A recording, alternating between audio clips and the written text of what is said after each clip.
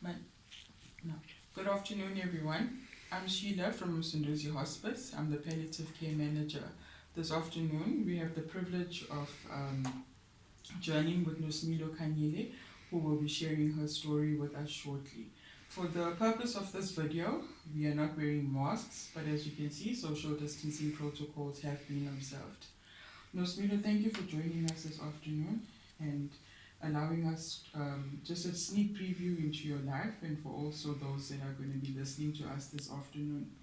So can you just tell us a little bit about your illness and how did you feel when you found out that you were not well? First started last year in April. So must I just explain how it started and everything? First I had a back pain.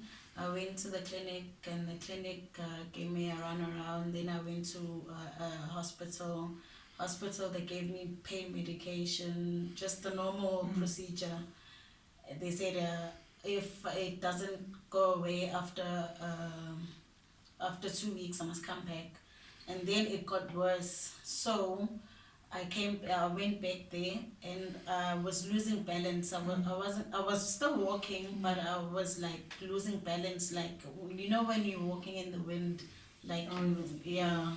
So I was losing balance, but I didn't think that I would end up not being able to walk. Sure. Then slept the following morning, I couldn't walk at all. Okay. So, and that was very painful and scary for me. Must have been. And how has Msunduzi Hospice and being on our palliative care program helped you? You guys have helped me like a lot. I won't lie, a lot. Since last year, because I was stuck in bed.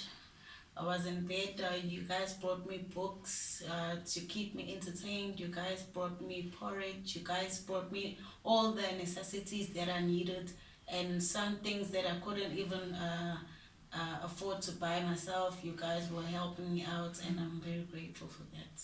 Okay, thank you for that. And what was your biggest worry? Were you worried about cost or anything? I was worried about cost because I was admitted in a public hospital.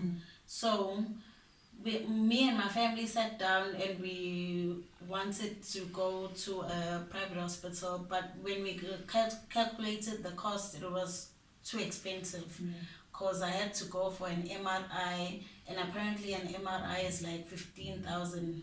So we couldn't afford that. So I had to go to a public hospital, and in a public hospital, you know that you wait for like months and months because you're on a waiting list, because I had no funds to do that. But I went to a public hospital and everything went well, and I went to did the scans, and I did the MRIs, and all the results came back, and then they only started treating me for what they found on the scans. Okay. So as your treatments continued, and now during COVID, how has Msunduzi Hospice helped you?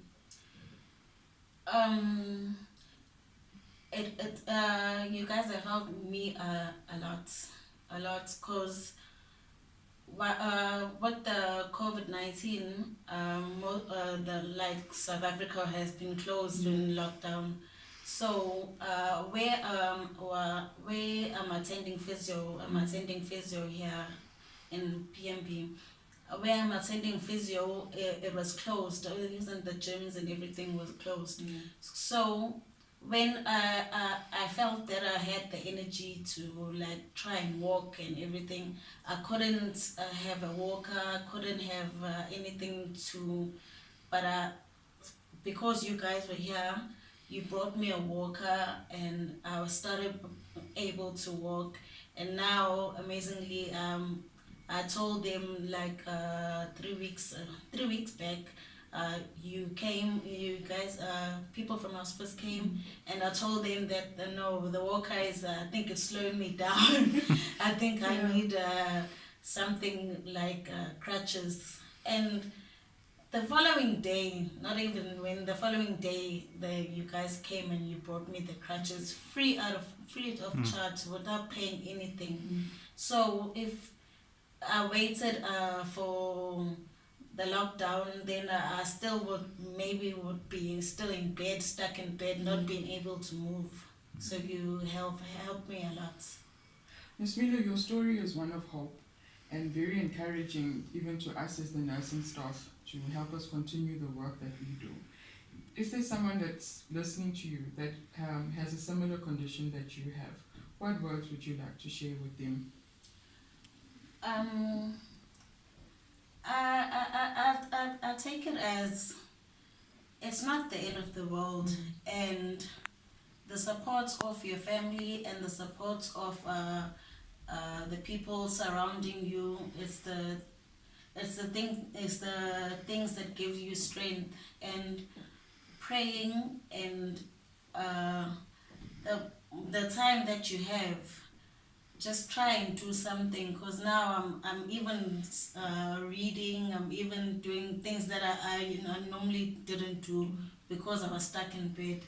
So it's not the end of the world. Anything is possible as long as you stick with your medication and you do whatever is necessary for you to do. Everything is possible. Okay, thank you for that.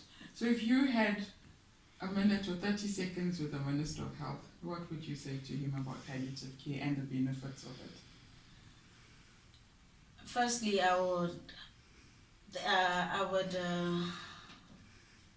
just appreciate and say thank you for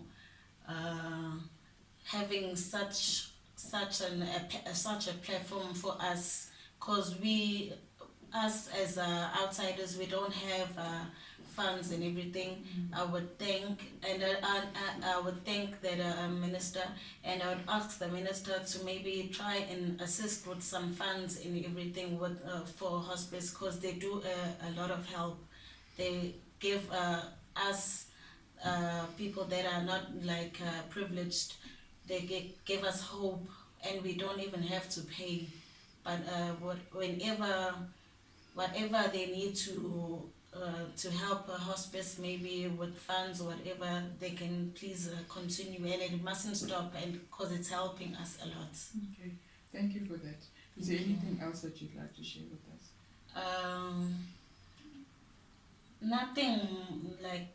Nothing more, but just that I'm really grateful to you guys. I'm really grateful to you guys.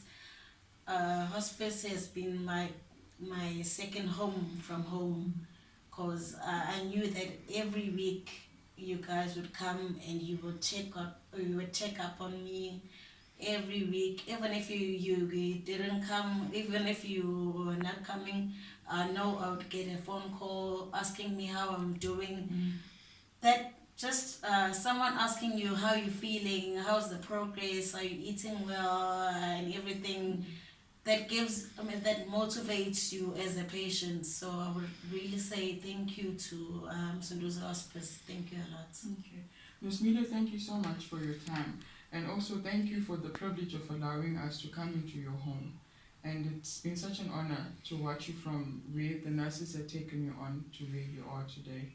Thank you for your support of Msunduzi Hospice. We care because you matter.